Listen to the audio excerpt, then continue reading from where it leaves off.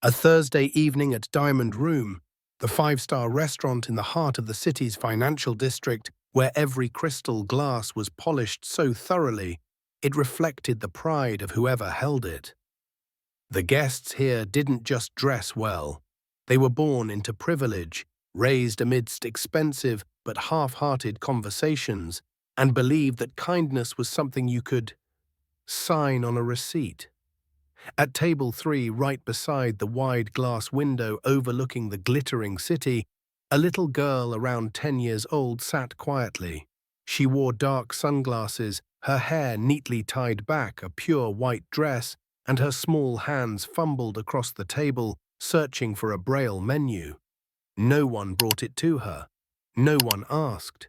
No one paid attention to Emma Walker, the only daughter of Evelyn Walker, the renowned CEO of Walker Technologies.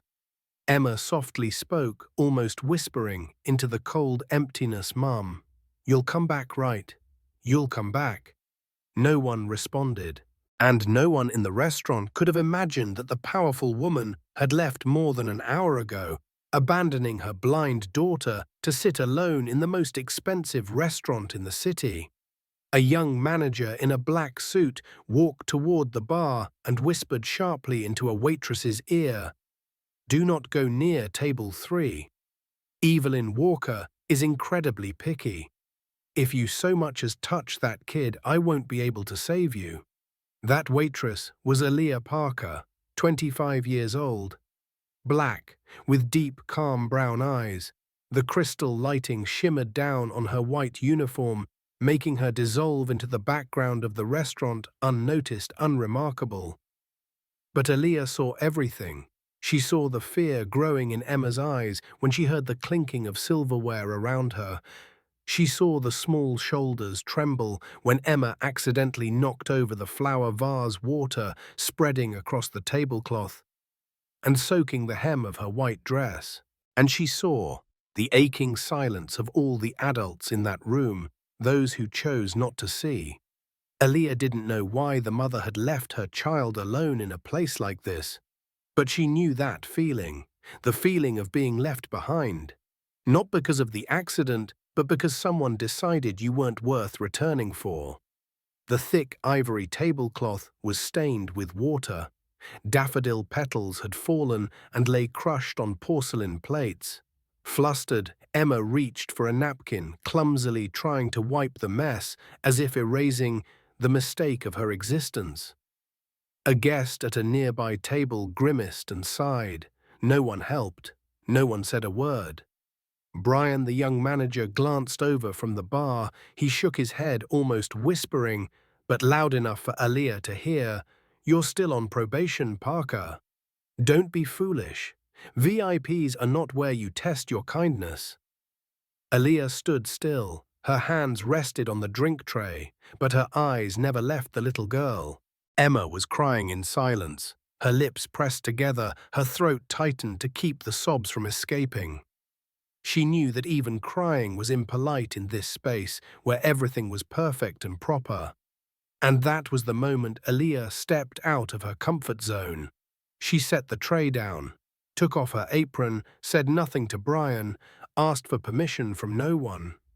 She walked past judgmental stares, whispers, and icy stillness straight to table 3. She knelt eye-level with Emma and gently spoke like wind brushing against clear glass.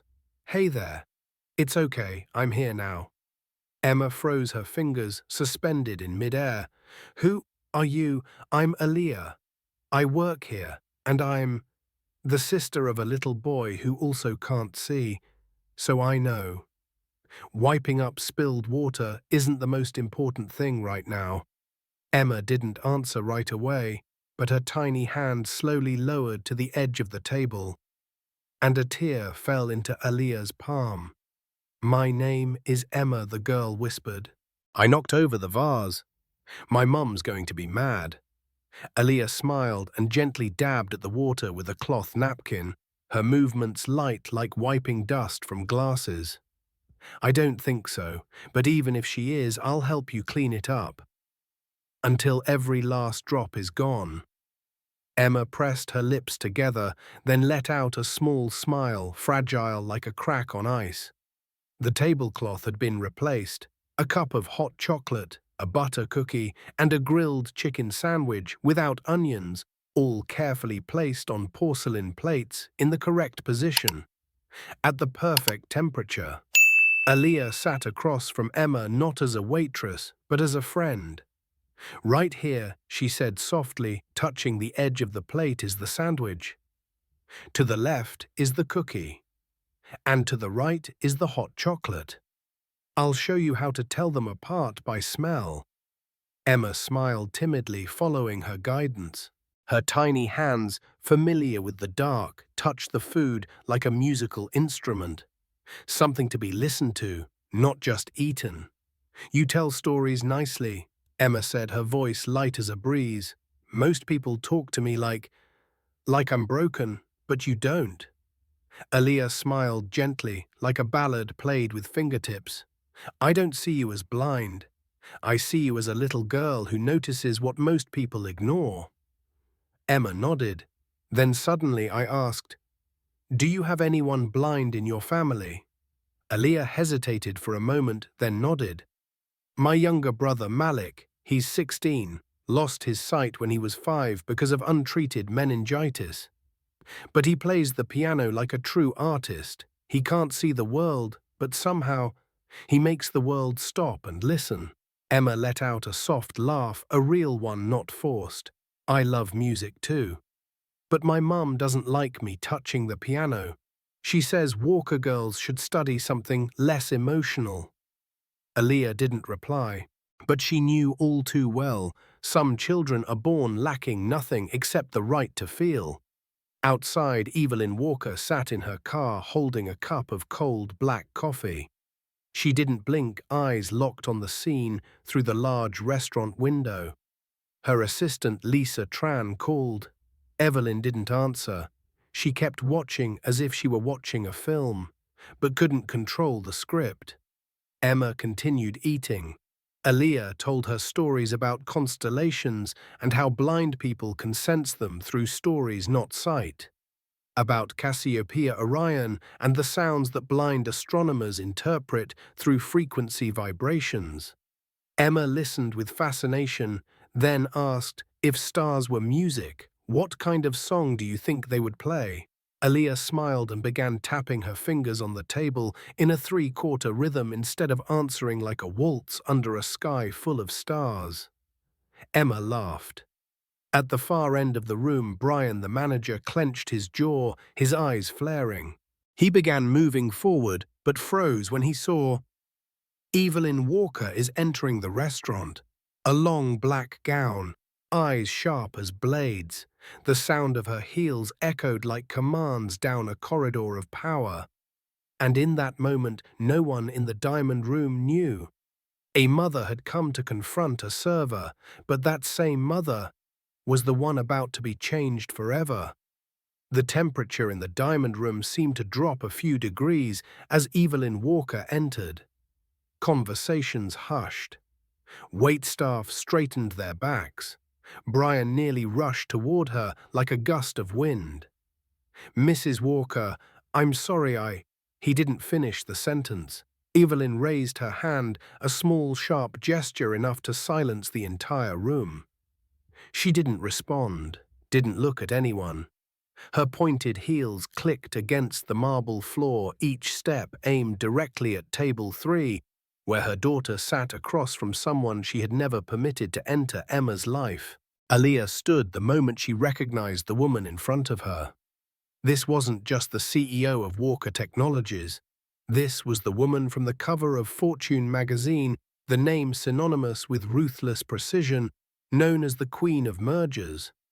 But now she wasn't in a boardroom.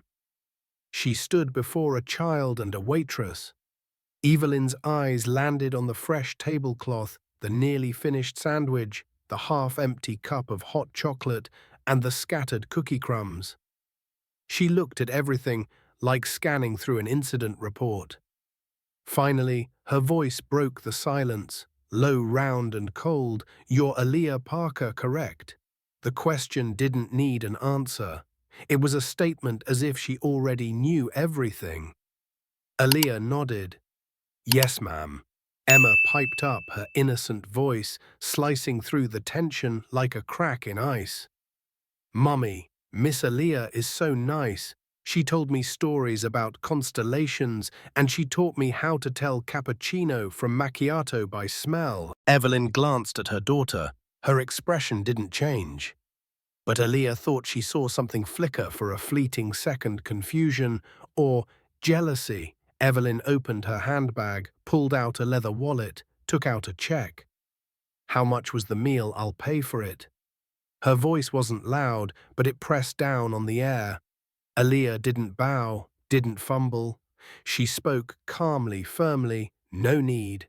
That meal was on me." A silence enveloped the three of them. Even the violin music stopped. A guest coughed, then went quiet again.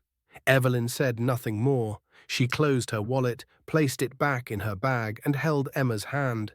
"Let's go, darling." Emma took her mother's hand, but before leaving she turned back.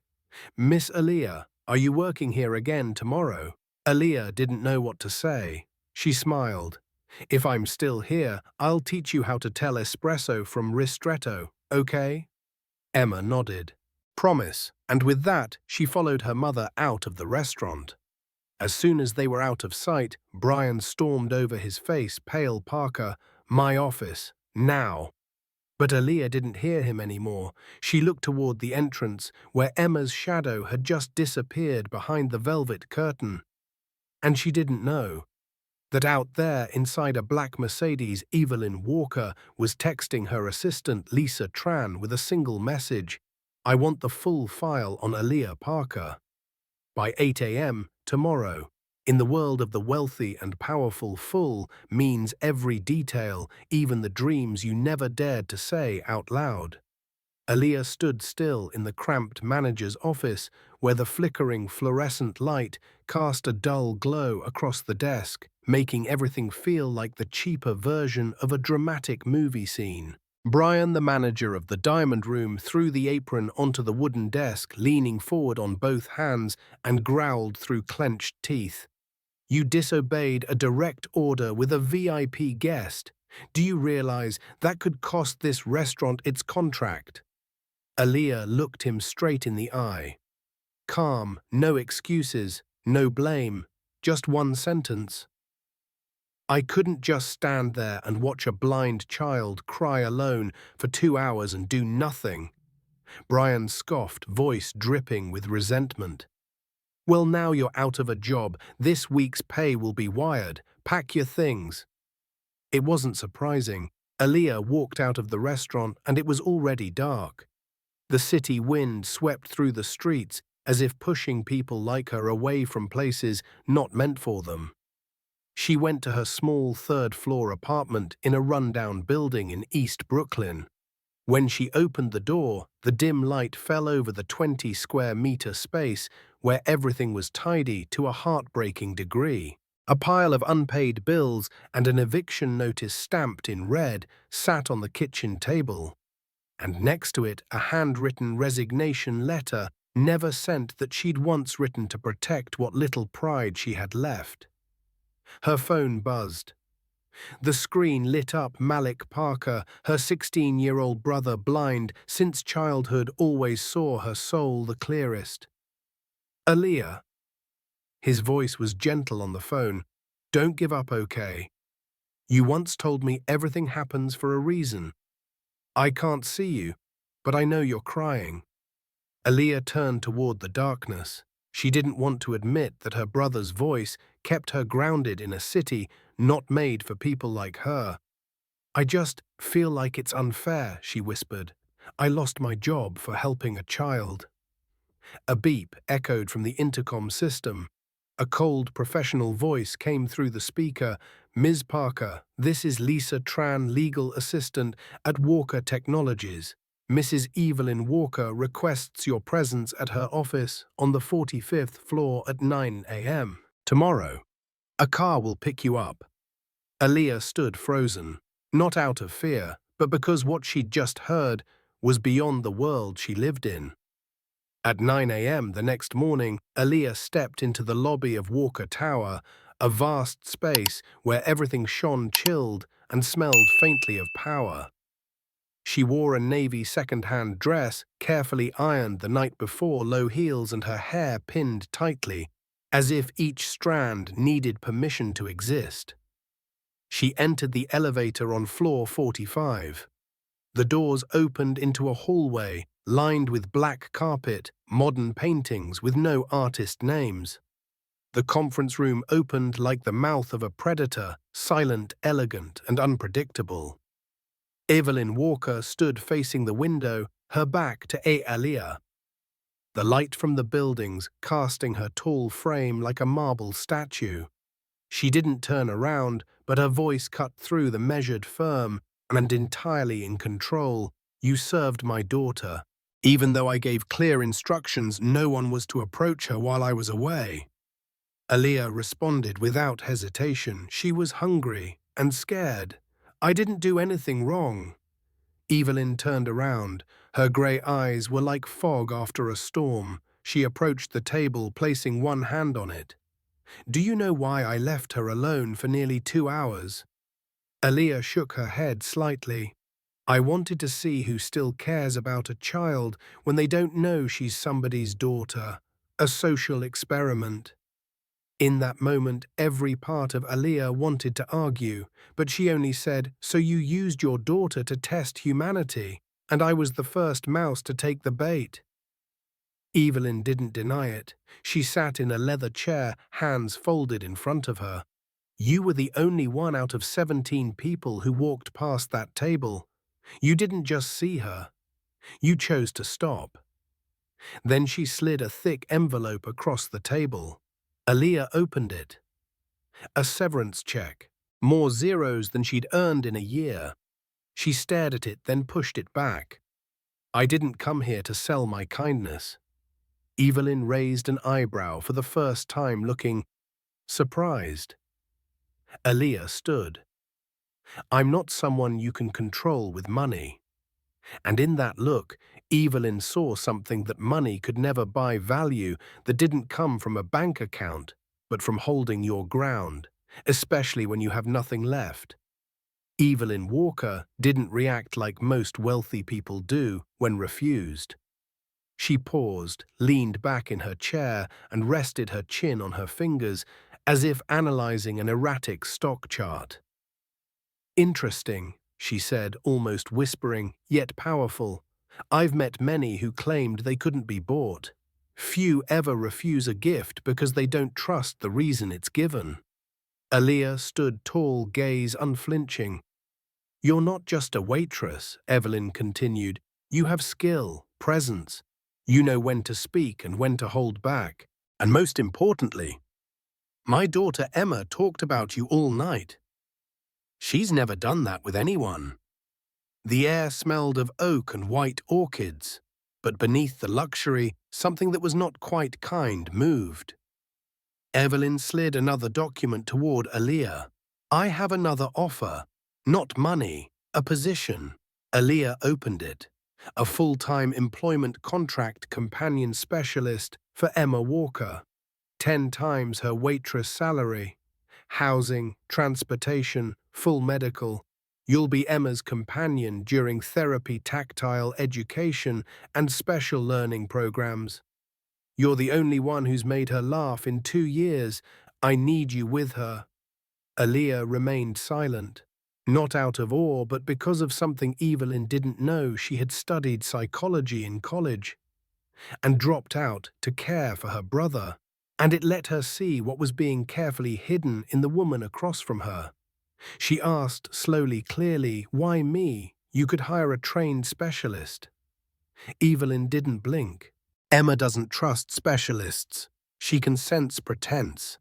Yous are real." The answer was too perfect, too polished, and that made Aaliyah wary, not touched.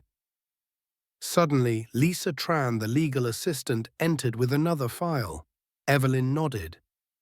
Lisa opened it. Inside were Aaliyah's details: job history, college transcripts, reason for withdrawal, and Malik's medical records.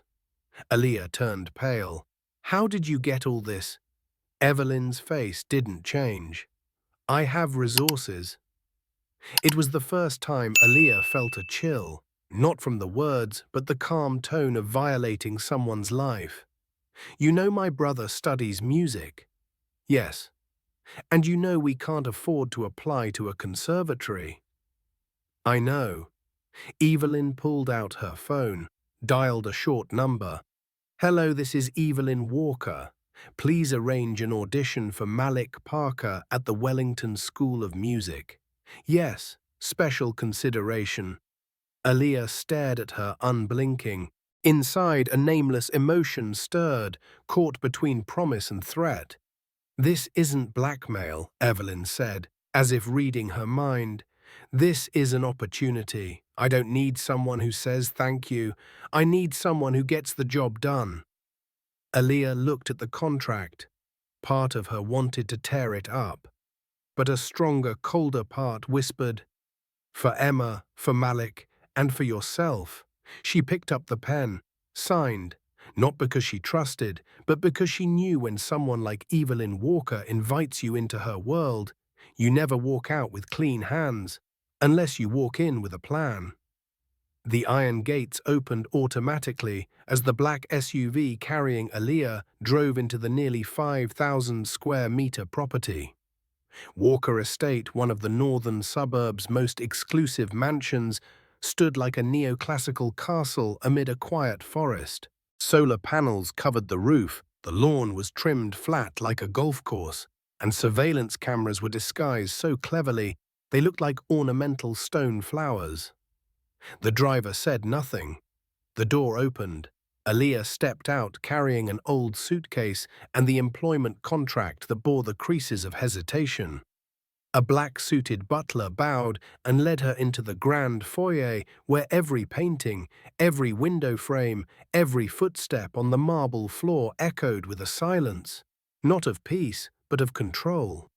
Emma was in the reading room beside a mahogany bookshelf, her fingers gliding across a braille book on astronomy. She heard the footsteps and smiled instantly. Miss Aaliyah. Aaliyah paused for a second. The smile was genuine, bright, like an open window in a room with no sun.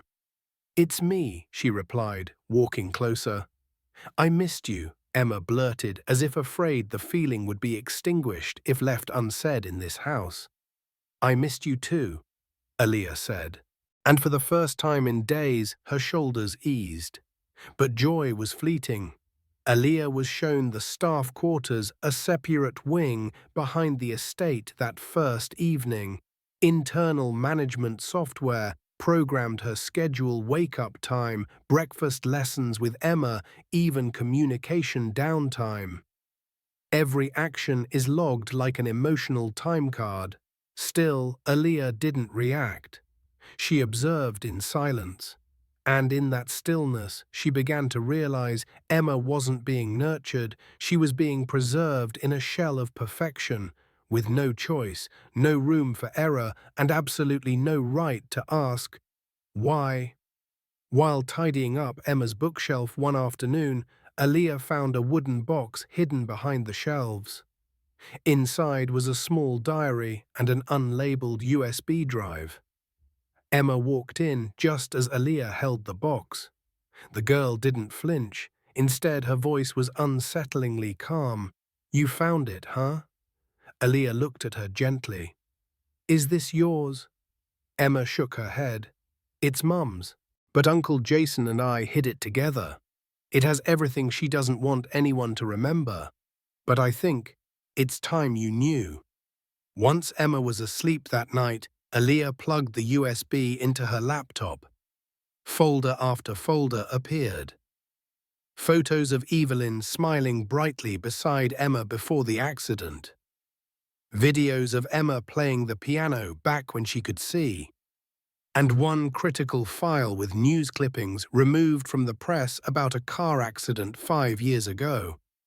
The driver, Evelyn Walker. The victim who lost her sight is Emma Walker, her daughter. Aaliyah sat still. Her heart raced, but her mind grew cold. Not because Evelyn caused the accident, but because she used her power to erase all traces, even from her daughter's memory. The next day, Evelyn said, "I'm taking Emma to meet a foundation for blind children." However, according to the internal scheduling app, no such appointment was booked. No organization by that name existed. Aaliyah slipped a small tracking device into Emma's backpack.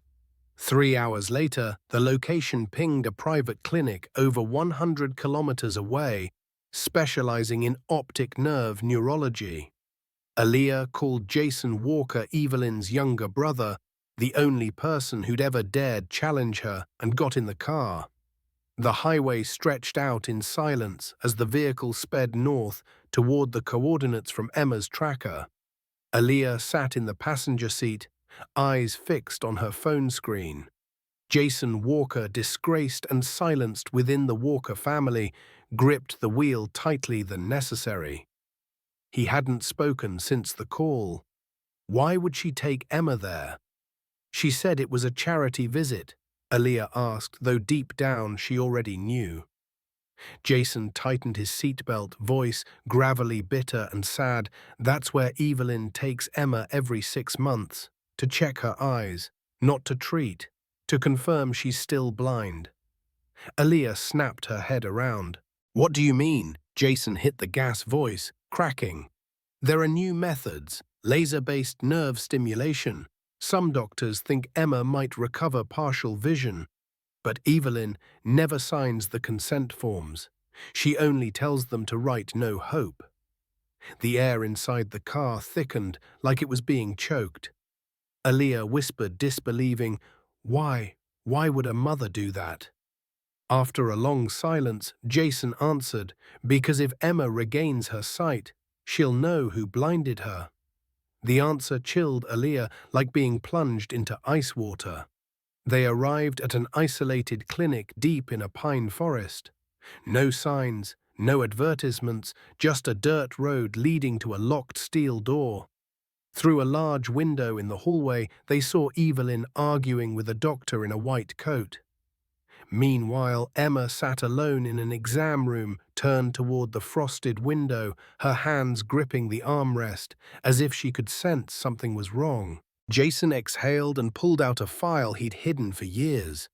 The accident report settlement records, emails between Evelyn and her lawyers, proof that the entire incident had been buried. Enough, Aaliyah said, and opened the car door. She walked straight into the clinic. Her footsteps echoed on the tiled floor, drawing glances from the nurses. The consulting room door swung open. Evelyn stepped out. She froze when she saw Jason, and then Aaliyah. "What are you doing here?" Evelyn asked, her voice sharp as a knife tapping crystal. Aaliyah didn't flinch. "I'm here to take Emma home, and to tell you you no longer have the right to keep her in the dark." Jason stepped forward and handed over the file. "I have copies, everything, the accident, the cover-up, and your refusal to authorize treatment for my niece for 5 years. Evelyn went pale but remained composed. "You don't understand. I did it for her." "No," Aaliyah said. "You did it out of fear. Fear that if your daughter saw again, she'd see the real you." A soft voice came from behind. "I always knew, Mom." Everyone turned. Emma stood in the doorway of the exam room, her face calm, but behind her dark glasses her eyes burned with a quiet flame. "Every night I heard you cry. But what I don't understand is, why didn't you give me a chance?" Evelyn moved toward her daughter. Her lips trembled. "Emma, But the girl shook her head. "I don't hate you for the accident. Accidents happen. What I don't understand is why you chose to lie." Evelyn dropped to her knees in front of her daughter. Her whole body shook, stripped of the pride she had worn like armor for too long. Emma reached out and touched her mother's face. Gently, slowly, like a blind person reading the truth by touch. "I don't need light to know who you are," she said, her voice small but steady. "I just need the truth." Moments later, a doctor approached, hesitant. Mrs. Walker, and Emma, there's a new experimental treatment, a 60% chance of partial vision recovery. But your mother has declined it 5 times. Emma turned to Aaliyah. What do you think I should do? Aaliyah crouched down and held her hand. This isn't about what I think. It's about what you want. Emma nodded. Then, I choose. I want to try, and I want you with me through it. Evelyn looked up, eyes wet.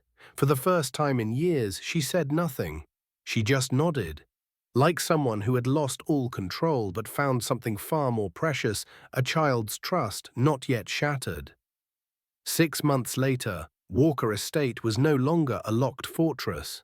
Each afternoon, its iron gates opened not to politicians, investors, or media, but to blind children, families who had never dared dream of treatment, and genuine laughter, something once forbidden from crossing the estate's perfectly manicured lawn. On the front porch, Evelyn Walker sat alone, a cup of hot tea in hand, eyes following her daughter jogging slowly along the stone path. Emma wore dark filtered glasses, but her face glowed as if she were feeling the vivid colors of the world. She can see now. Jason, her brother once shut out of Evelyn's life, asked softly as he stepped onto the porch. Evelyn nodded, eyes still fixed on Emma. She can tell shadows from trees, orange from brown. Sometimes she sees sunlight filtering through the leaves. Not much, but to her it's an entirely new world.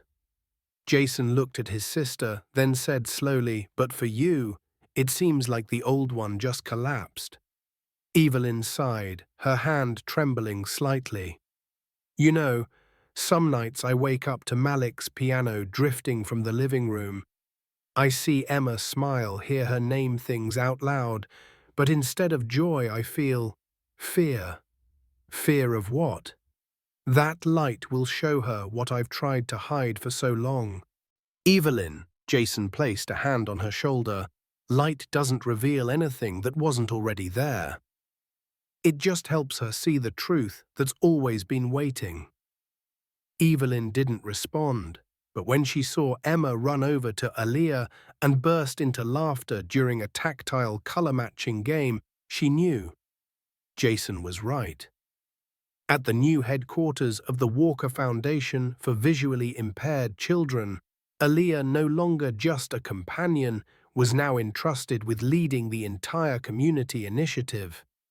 Not as a subordinate employee, but as a true partner. With a 40% stake in the foundation, Aaliyah opened new tactile learning centers for blind children and funded hundreds of treatment scholarships.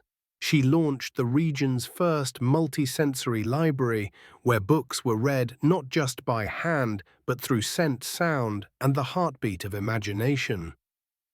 After performing at Wellington's School of Music, her brother Malik was signed as a professional pianist. He sat before a Steinway grand like he was born to it, his hands telling stories the world listened to, with their hearts. One late afternoon, Evelyn called Aaliyah into her private office at the foundation. She placed a file on the table without opening it. "You don't have to trust me," she began, her voice lower, softer than usual. "I used to think control was the only way to protect our loved ones. But I've realized loving someone means letting them be free, even if that freedom starts with seeing your mistakes." Aaliyah said nothing, but in her eyes the suspicion from the early days was gone and replaced by a quiet compassion for a woman who had finally laid her arms before her child. Evelyn continued, "I want you to keep running the foundation, not because you're good, but you see what I never dared to see even when light surrounds me." That year, Emma's birthday took place at Walker Estate. No lavish fireworks, no press. Just a gathering of blind children and their parents, people invited not to a symbol of power, but to a home finally defined by grace. Emma, now wearing light-filtering glasses, able to distinguish outlines, silhouettes and basic colors, stood in the garden, presenting her collection of tactile sculptures. "I can't see clearly like everyone else," she told the small crowd, "but I feel everything by touch. And sometimes our hearts need to be seen that way too." A 6-year-old boy ran up, tugging Evelyn's hand. "Are you blind too? Why are you always with kids who wear dark glasses?" Evelyn knelt, smiling, not guarded or evasive, and said, "No, sweetheart, I'm not blind in that way. But there was a time when I couldn't see anything that truly mattered. And it was my daughter and a very special friend who taught me how to open my eyes again." That evening, after the guests had gone, the blind children hugged Emma's sculptures and left the estate with hands smeared in clay and hearts on fire after Malik's music rang one last time beneath the crystal-ceilinged ballroom. Evelyn Walker stood alone in the garden, bathed in golden September sunlight. In her hands was a silk-wrapped gift, small, light but heavy, like holding a piece of her life. Emma approached, linking her arm through her mother's, a gesture that no longer felt awkward between them. "Open it," the girl said softly. Inside was a textured painting Emma had made herself from yarn, raised paper-colored wax, and rough fabric patches, a piece no one could see with their eyes, but one that could be felt through touch, imagination, and forgiveness. "I want you to keep it," Emma said, "so you'll remember that sometimes we have to lose something to know what we had truly." Evelyn didn't answer. She just held her daughter's hand tighter. In her eyes, for the first time in years, there was no calculation, no battle between right and wrong, just acceptance and surrender. No longer from weakness, but strength. Aaliyah watched the moment from afar quietly. No applause, no speech. After all the hurt, just a mother and daughter finally face each other with real eyes. Lisa Tran, Evelyn's former assistant, walked over and said quietly, "You know, I didn't think you'd make it. You were too ordinary, not shrewd enough, not cautious enough, not strategic." Aaliyah smiled. "I didn't come here to win anything. I came not to look away when a child needed help." Lisa nodded gently, as if acknowledging a truth the elite had long forgotten, that not everyone who speaks softly is weak, and not everyone without wealth lacks the power to change things. A few months later, Aaliyah officially became global director of the Walker Foundation, leading it with a radically different philosophy, not using charity to polish the image, but to restore choice to those who never had one. Evelyn stepped back from her corporate role. She spent her days taking Emma to therapy sessions, sensory art classes, and conversations that were no longer instructive but truly listening. Malik, now acclaimed across concert halls, still came home to play in the Walker Garden every weekend. He said the place that was once a castle of control was now the only space where his music was understood through touch and love. One day, a young psychology student came to interview for an internship at the foundation. During the interview, she asked Aaliyah, "Ms. Parker, what made you start this journey?" Aaliyah didn't answer immediately. She looked out the window at the sunlight pouring over the old mahogany dining table, where once in a fancy restaurant she had handed a napkin to a crying blind girl. Then she turned back, her smile soft and steady. "One day you'll understand that changing the world doesn't start with a big plan. It starts when you dare to kneel and wipe the water off someone's dress, even when everyone else turns away. Because some people may not see with their eyes, but they know who's truly living with a heart. And sometimes an ordinary person with no power or money can be the one who teaches an empire how to be human again."